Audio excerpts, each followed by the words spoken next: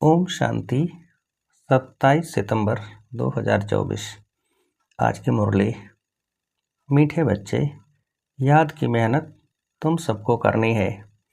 तुम अपने को आत्मा समझ मुझ बाप को याद करो तो मैं तुम्हें सब पापों से मुक्त कर दूंगा।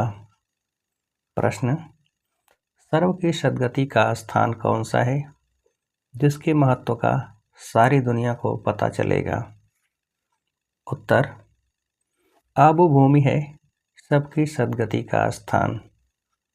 तुम ब्रह्मा कुमारीज के सामने ब्रैकेट में लिख सकते हो, यह सर्वोत्तम तीर्थ स्थान है। सारी दुनिया की सद्गति यहाँ से होनी है।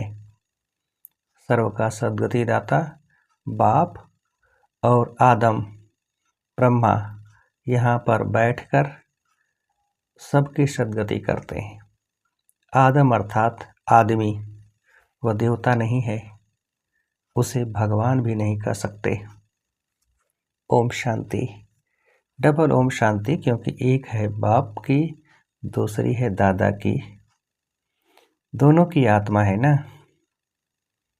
वह है परमात्मा, यह है आत्मा। वह भी लक्ष्य बतलाते हैं कि हम परम धाम के रहवासी हैं। दोनों ऐसे कहते हैं। बाप भी कहते हैं ओम शांति, यह भी कहते हैं ओम शांति। बच्चे भी कहते हैं ओम शांति, अर्थात हम आत्मा शांति धाम की निवासी हैं। यहाँ अलग अलग होकर बैठना है, अंग से अंग नहीं मिलना चाहिए, क्योंकि हर एक की अवस्था में योग में रात दिन का फर्क है। कोई बहुत अच्छा याद करते हैं, कोई बिल्कुल याद नहीं करते। तो जो बिल्कुल याद नहीं करते वह है पापात्मा तमो प्रधान, और जो याद करते हैं वह हो गए पुण्यात्मा सतो प्रधान। बहुत फर्क हो गया ना। घर में भले इकट्ठे रहते हैं परंतु फर्क तो पड़ता है ना। इसलिए ही तो भागवत में आसुरी नाम गाए हुए हैं। इस समय की ही बात है। बाप बैठ बच्चों को समझाते हैं। यह हैं ईश्वरीय चरित्र जो भक्ति मार्ग में गाते हैं। सतयुग में तो कुछ भी याद नहीं रहेगा, सब भूल जाएंगे। बाप अभी ही शिक्षा देते हैं, सतयुग में तो यह बिल्कुल भूल जाते हैं। फिर द्वापर में शास्त्र आदि बनाते हैं और कोशिश करते हैं राजयोग सिखलाने की, परंतु राजयोग तो सिखा न सके। वह तो बाप जब सम्मुख आते हैं तभी आकर सिखलाते हैं। तुम जानते हो कैसे बाप राजयोग सिखलाते हैं। फिर 5000 वर्ष बाद आकर ऐसे ही कहेंगे, मीठे मीठे रूहानी बच्चों, ऐसे कभी भी कोई मनुष्य को कह न सके। न देवताओं को कह सकते हैं। एक रूहानी बाप ही रूहानी बच्चों को कहते हैं। एक बार पाठ बजाया, फिर 5000 वर्ष के बाद पाठ बजाएंगे, क्योंकि फिर तुम सीढ़ी उतरते हो ना। तुम्हारी बुद्धि में अब आदि मध्य अंत का राज है। जानते हो वह है शांति धाम अथवा परम धाम। हम आत्माएं भिन्न भिन्न धर्म की सब नंबरवार वहाँ रहती हैं निराकारी दुनिया में। जैसे स्टार्स देखते हो ना, कैसे खड़े हैं, कुछ देखने में नहीं आता है। ऊपर में कोई चीज़ नहीं है, ब्रह्म तत्व है। यहाँ तुम धरती पर खड़े हो, यह है कर्म क्षेत्र। यहाँ आकर शरीर लेकर कर्म करते हैं। बाप ने समझाया है, तुम जब मेरे से वर्षा पाते हो तो 21 जन्म तुम्हारे कर्म अकर्म हो जाते हैं, क्योंकि वहाँ रावण राज्य ही नहीं होता है। वह है ईश्वरी राज्य जो अब ईश्वर स्थापन कर रहे हैं। बच्चों को समझाते रहते हैं, शिव बाबा को याद करो तो स्वर्ग के मालिक बनो। स्वर्ग शिव बाबा ने स्थापन किया ना, तो शिव बाबा को और सुख धाम को याद करो। पहले पहले शांति धाम को याद करो तो चक्र भी याद आएगा। बच्चे भूल जाते हैं, इसलिए घड़ी घड़ी याद कराना पड़ता है। हे मीठे मीठे बच्चों, अपने को आत्मा समझो और बाप को याद करो तो तुम्हारे पाप भस्म हो। प्रतिज्ञा करते हैं, तुम याद करेंगे तो पापों से मुक्त करूँगा। बाप ही पतित पावन सर्वशक्तिमान अथॉरिटी हैं। उनको वर्ल्ड ऑलमाइटी अथॉरिटी कहा जाता है। वह सारे सृष्टि के आदि मध्य अंत को जानते हैं। वेदों, शास्त्रों आदि सबको जानते हैं। तब तो कहते हैं इनमें कोई सार नहीं है। गीता में भी कोई सार नहीं है। भल वह सर्वशास्त्रमय शिरोमणि है माई बाप, बाकी सब हैं बच्चे। जैसे पहले पहले प्रजापिता ब्रह्मा है, बाकी सब बच्चे हैं। प्रजापिता ब्रह्मा को आदम कहते हैं। आदम माना आदमी, मनुष्य है ना, तो इनको देवता नहीं कहेंगे। एडम को आदम कहते हैं। भक्त लोग ब्रह्मा एडम को देवता कह देते। बाप बैठ समझाते हैं, एडम अर्थात आदमी न देवता है न भगवान है। लक्ष्मी नारायण है देवता। डिटीज में है पैराडाइज में, नई दुनिया है ना, वह है वंडर ऑफ द वर्ल्ड। बाकी तो वह सब है माया के वंडर। द्वापर के बाद माया के वंडर्स होते हैं। ईश्वरी वंडर है हेवन, स्वर्ग, जो बाप ही स्थापन करते हैं। अभी स्थापन हो रहा है। यह जो दिलवाड़ा मंदिर है, इसकी वैल्यूज का किसको भी पता नहीं है। मनुष्य यात्रा करने जाते हैं तो सबसे अच्छा तीर्थ स्थान यह है। तुम लिखते हो ना, ब्रह्मा कुमारी ईश्वरी विश्वविद्यालय आबू पर्वत, तो ब्रैकेट में यह भी लिखना चाहिए सर्वोत्तम तीर्थ स्थान, क्योंकि तुम जानते हो सर्व की सद्गति यहाँ से होती है। यह कोई जानते नहीं। जैसे सर्व शास्त्रमयी शिरोमणि गीता है, वैसे सर्व तीर्थों में श्रेष्ठ तीर्थ आबू है। तो मनुष्य पढ़ेंगे, अटेंशन जाएगा, सारे वर्ल्ड के तीर्थों में यह है सबसे बड़ा तीर्थ, जहाँ बाप बैठ सबकी सद्गति करते हैं। तीर्थ तो बहुत हो गए हैं। गांधी की समाधि को भी तीर्थ समझते हैं। सब जाकर वहाँ फूल आदि चढ़ाते हैं। उनको कुछ पता नहीं। तुम बच्चे जानते हो ना, तो तुमको यहाँ बैठे दिल अंतर बड़ी खुशी होनी चाहिए। हम हेवन की स्थापना कर रहे हैं। अब बाप कहते हैं, अपने को आत्मा समझ मुझे याद करो। पढ़ाई भी बहुत सहज है, कुछ भी खर्चा नहीं लगता है। तुम्हारी मम्मा को 1 पाई खर्चा लगा, बिगर कौड़ी खर्चा पड़कर कितनी होशियार नंबर 1 बन गई, राजयोगिन बन गई ना। मम्मा जैसी कोई भी नहीं निकली है। देखो, आत्माओं को ही बाप बैठ पढ़ाते हैं। आत्माओं को ही राज्य मिलता है। आत्मा ने ही राज्य गंवाया है। इतनी छोटी सी आत्मा कितना काम करती है। बुरे ते बुरा काम है विकार में जाना। आत्मा 84 जन्मों का पाठ बजाती है। छोटी सी आत्मा में कितनी ताकत है। सारे विश्व पर राज्य करती है। इन देवताओं की आत्मा में कितनी ताकत है। हर एक धर्म में अपनी अपनी ताकत होती है ना। क्रिश्चियन धर्म में कितनी ताकत है। आत्मा में ताकत है जो शरीर द्वारा कर्म करती है। आत्मा ही यहाँ आकर इस कर्म क्षेत्र पर कर्म करती है। वहाँ बुरा कर्तव्य होता नहीं। आत्मा विकारी मार्ग में जाती ही तब है जब रावण राज्य होता है। मनुष्य तो कह देते विकार सदैव हैं ही। तुम समझा सकते हो, वहाँ रावण राज्य ही नहीं तो विकार हो कैसे सकते। वहाँ है ही योग बल। भारत का राजयोग मशहूर है। बहुत सीखना चाहते हैं, परंतु जब तुम सिखलाओ और तो कोई सिखला न सके।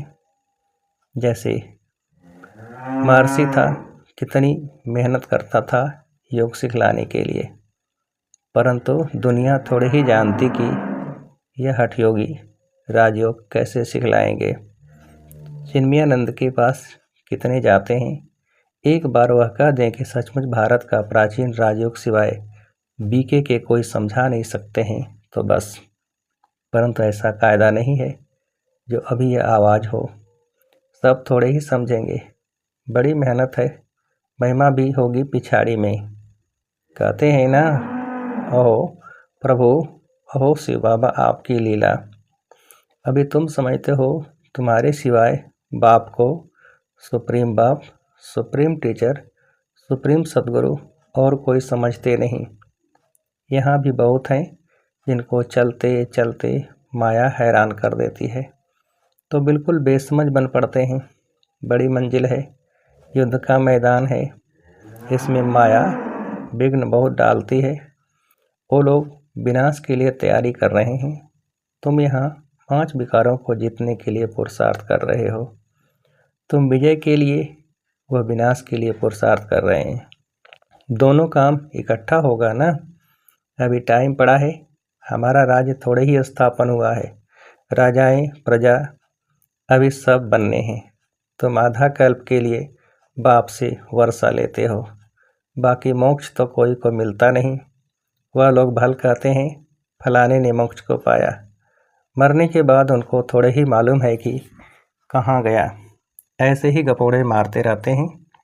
तुम जानते हो जो शरीर छोड़ते हैं वह फिर दूसरा शरीर जरूर लेंगे, मोक्ष पा नहीं सकते। ऐसे नहीं कि बुदबुदा पानी में लीन हो जाता है। बाप कहते हैं यह शास्त्र आदि सब भक्ति मार्ग की सामग्री है। तुम बच्चे सम्मुख सुनते हो, गर्म गर्म हलवा खाते हो। सबसे जास्ती गर्म हलवा कौन खाते हैं? ब्रह्मा। यह तो बिल्कुल उनके बाजू में बैठे हैं, झट सुनते हैं और धारण करते हैं, फिर यही ऊंच पद पाते हैं। सूक्ष्मोतन में, बैकुंठ में इनका ही साक्षात्कार करते हैं। यहाँ भी उनको ही देखते हैं इन आँखों से। बाप पढ़ाते तो सबको हैं, बाकी है याद की मेहनत। याद में रहना जैसे तुमको डिफ़िकल्ट लगता है, वैसे इनको भी। इसमें कोई कृपा की बात नहीं। बाप कहते हैं हमने लोन लिया है, उनका हिसाब किताब दे देंगे। बाकी याद का पुरुषार्थ तो इनको भी करना है। समझता भी हूँ बाजू में बैठा है। बाप को हम याद करते फिर भूल जाता हूँ। सबसे जास्ती मेहनत इनको करनी पड़ती है। युद्ध के मैदान में जो महारथी पहलवान होते हैं, जैसे हनुमान का मिसाल है, तो उनकी ही माया ने परीक्षा ली, क्योंकि वह महावीर था। जितना जास्ती पहलवान उतना जास्ती माया परीक्षा लेती है। तूफान जास्ती आते हैं। बच्चे लिखते हैं बाबा हमको यह होता है। बाबा कहते हैं यह तो सब कुछ होगा। बाबा रोज समझाते हैं खबरदार रहना। लिखते हैं बाबा माया बहुत तूफान लाती है। कोई कोई देह अभिमानी होते हैं तो बाबा को बतलाते नहीं हैं। तुम अभी बहुत अक्लमंद बनते हो। आत्मा पवित्र होने से फिर शरीर भी पवित्र मिलता है। आत्मा कितना चमत्कारी हो जाती है। पहले तो गरीब ही उठाते हैं। बाप भी गरीब निवाज गाया हुआ है।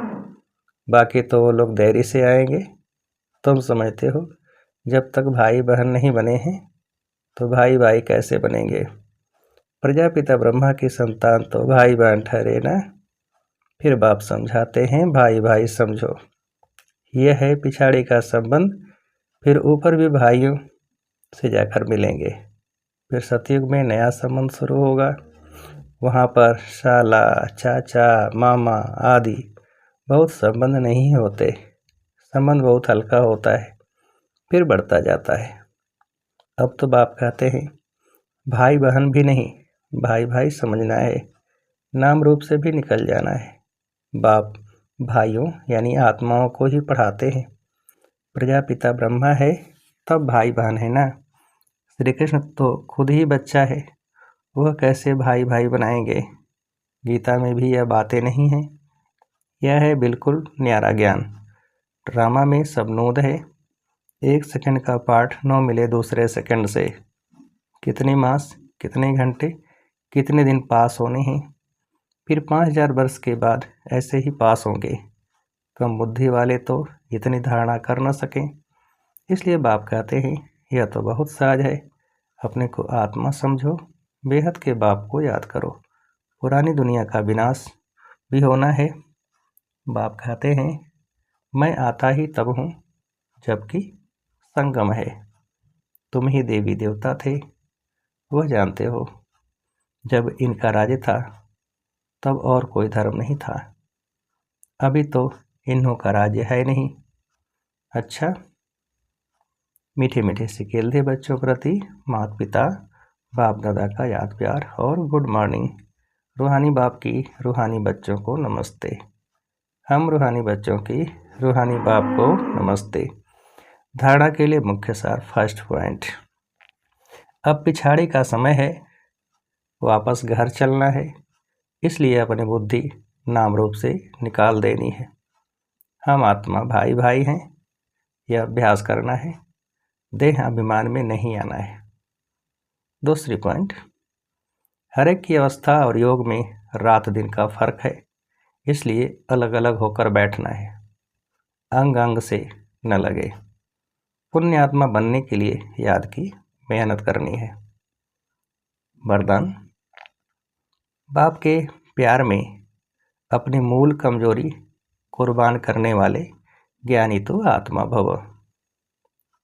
बाप के प्यार में अपनी मूल कमजोरी कुर्बान करने वाले ज्ञानी तो आत्मा भव। विस्तार, बाप दादा देखते हैं अभी तक 5 ही विकारों के व्यर्थ संकल्प मेजॉरिटी के चलते हैं। ज्ञानी आत्माओं में भी कभी कभी अपने गुण व विशेषता का अभिमान आ जाता है। हर एक अपनी मूल कमजोरी या मूल संस्कार को जानता भी है। उस कमजोरी को बाप के प्यार में कुर्बान कर देना, यही प्यार का सबूत है। स्नेही व ज्ञानी तो आत्माएं बाप के प्यार में व्यर्थ संकल्पों को भी न्योछावर कर देती है। स्लोगन, स्वमान की सीट पर स्थित रह, सर्व को सम्मान देने वाले माननीय आत्मा बनो। स्वमान की सीट पर स्थित रह, सर्व को सम्मान देने वाले माननीय आत्मा बनो। अच्छा, ओम शांति।